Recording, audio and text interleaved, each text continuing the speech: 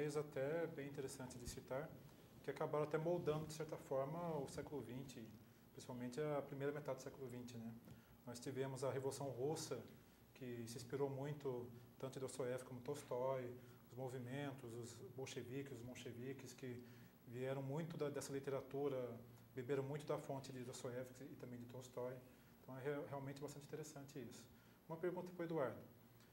Se Raskolnikov tivesse entrado naquele dia ali na casa da agiota, houvesse matado a agiota e saído sem que acontecesse pelo destino trágico que a sua irmã voltasse no momento errado, ele não tivesse matado a irmã da agiota junto, será que toda essa culpa ficaria com ele pro resto da vida? É lógico que o Eduardo não vai poder responder com propriedade porque ele não é o Dostoiévski.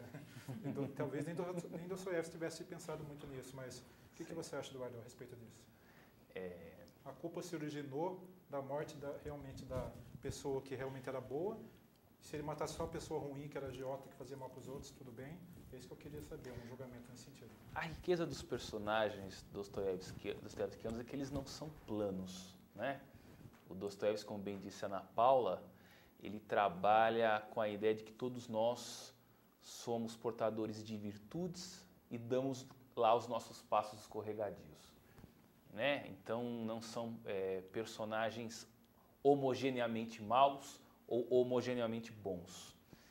E como bem disse a Ana Paula, os fins aos quais Raskolnikov se voltou eram fins bons, eram fins dignos, eram fins valiosos.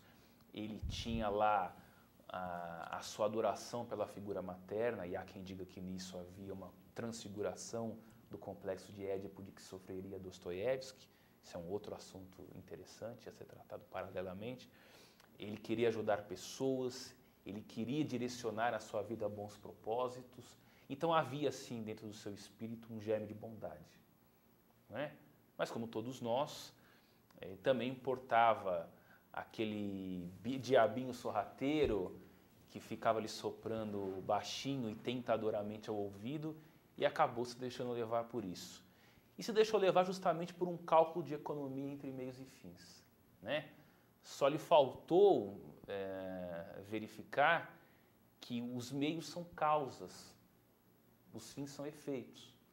E de uma causa impura não pode advir uma consequência que seja pura, né?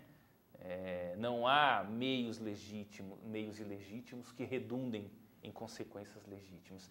E verdadeiramente foi isso que aconteceu. Me parece que, para responder a sua pergunta, nós temos que tratar o desenvolvimento dos enredos de Dostoiévski, me parece assim o adequado, sempre em dois planos.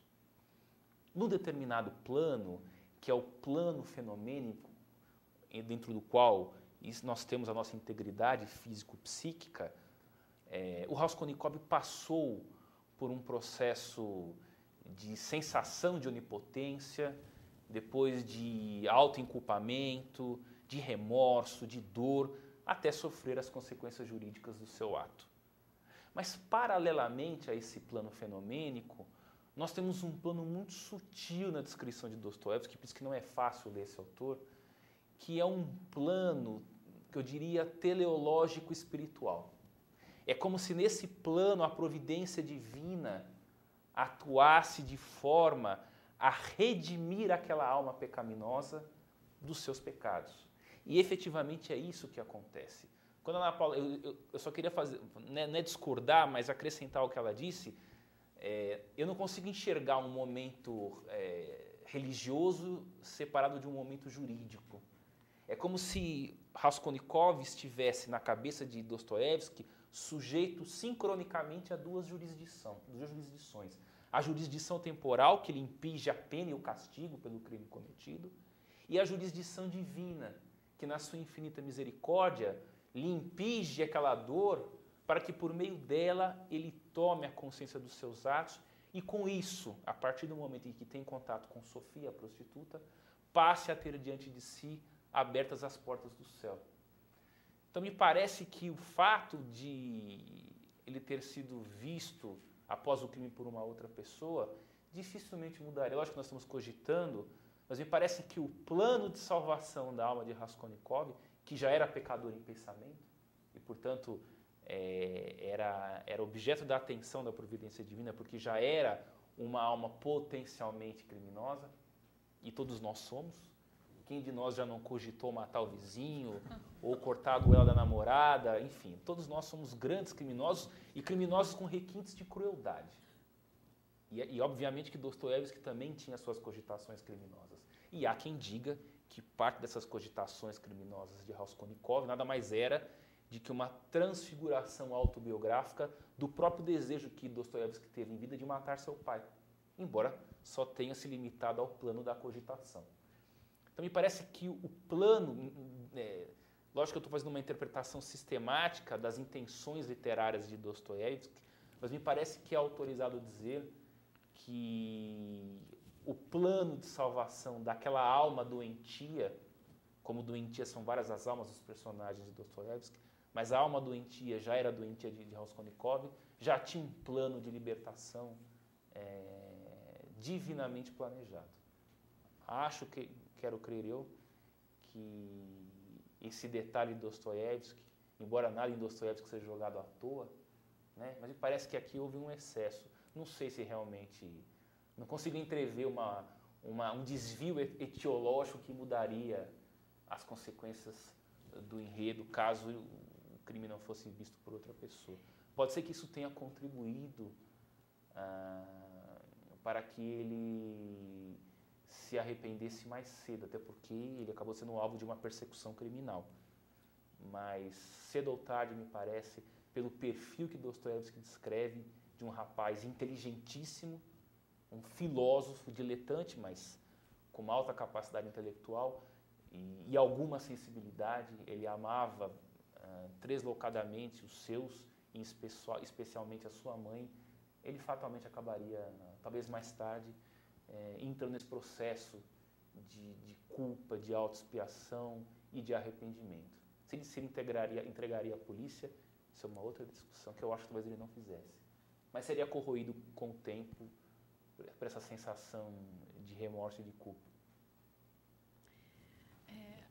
Eu também concordo, Du, a respeito disso, que haveria esse plano, tanto o plano moral quanto o plano judicial. É que nessa primeira fase, na primeira parte do livro, ele trata muito da moral.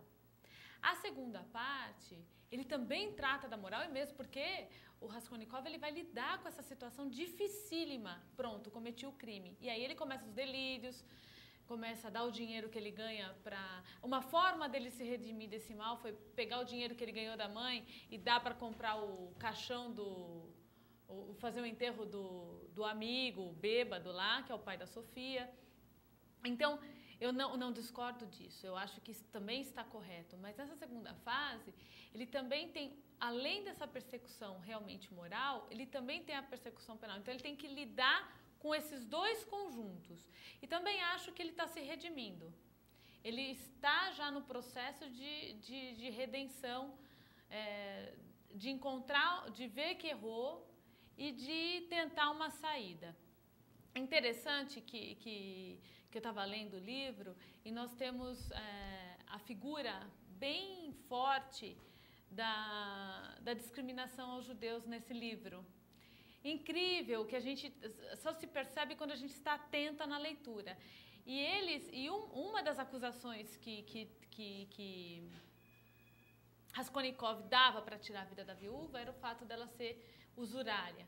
Como se fosse um grande mal o fato de emprestar a juros, né?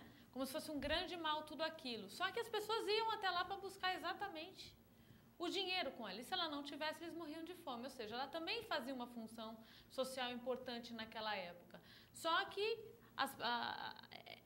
essa visão do lucro do dinheiro, já embutido inclusive na religião católica há muitos anos, há séculos, era uma coisa mal vista, né? Essa é a parte. E realmente, também concordo a respeito quando você diz que havia sim esse debate religioso e moral junto com o debate judicial. ele já sabia a consequência do que ele estava fazendo. Ele já sabia. Já sabia que ele poderia ser preso. E acho sim que ele também se entregaria no caso só da agiota. Porque ele começou a ponderar que aquela vida também tinha valor no fim. Aquela vida mesmo miserável, mesmo cheia de defeitos, mesmo trazendo, entre aspas, consequências danosas para a sociedade, ele começou a perceber que aquela vida também tinha um grande valor. Então, mesmo a da irmã, ele conseguiu ver valor na senhora. Então, ele não iria conseguir sair daquele drama sem se entregar, porque a entrega à justiça terrena seria uma redenção à justiça divina. Pagar pelos atos dele em vida seria uma forma de redenção da moral religiosa dele. E também por isso a Bíblia e por isso Sônia observando ele na prisão, ou seja, Sônia com toda aquela questão da prostituição, mas você vê que a personagem Sônia ela é um conflito em si mesma, embora ela tivesse se prostituído por uma necessidade, ela era uma criança, né? Uma criança, e foi essa criança que Raskolnikov conseguiu enxergar na Sônia, a pureza que ela tinha de alma, embora o corpo estivesse prostituído, né? Então, eu acho que isso você falou muito bem, ele lidou muito bem com esses dois planos que o Eduardo conseguiu divisar na obra.